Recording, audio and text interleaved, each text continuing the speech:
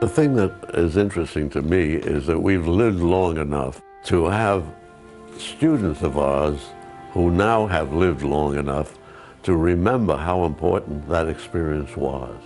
And that's a very rewarding thing to happen to an educator. And I think that's really what we did. We really made something serious rewarding, and that's hard to do. Mordecai Bauman had one of the most beautiful voices of any man I ever knew. To my surprise, he invited me to come up and teach after a fashion at this extraordinary school, which he and Irma had started up in the beautiful Berkshire Hills. They'd gotten some old mansion, probably some millionaire once had it, and now it was full of kids, teenagers, practicing this and practicing that. And I had to laugh thinking of this millionaire's mansion being finally put to a good use. Indian Hill began in 1952, its first group of kids numbering 40. The kids and teachers formed an oasis of artistic freedom during a dark time in America. Civil liberties under attack, innocent people jailed on trumped-up charges, the government using fear to control its own people. The FBI was in the process of investigating Morty and came to visit us at Indian Hill. And in 1953, my brother, Robert, looked out of the window of what we call the library and said, "Here come the boys in blue."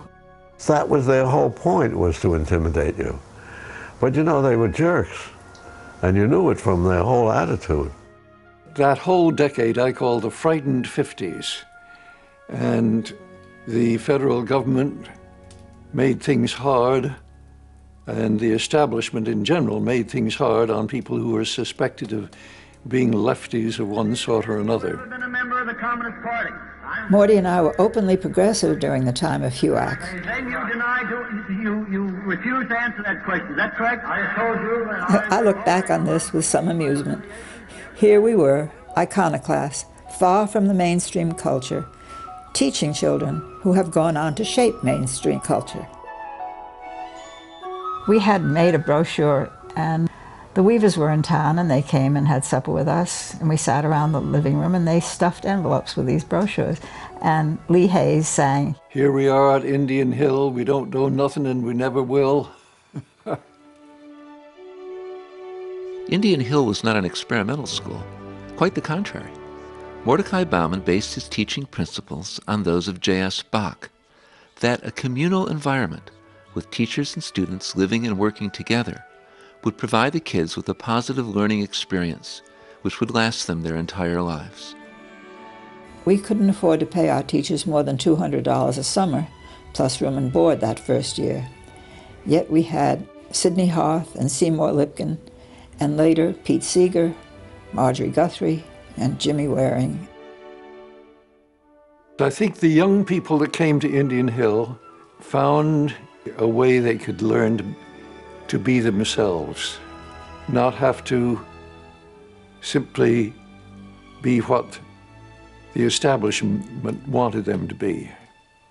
Whether they went into business or into the arts or simply raising a family, what they learned at Indian Hill helped them be themselves. Music, art, dance, they enrich our experience and give our lives meaning. Yet arts education funding is under attack in America. This film will show audiences that Indian Hill can serve as a model for arts education today.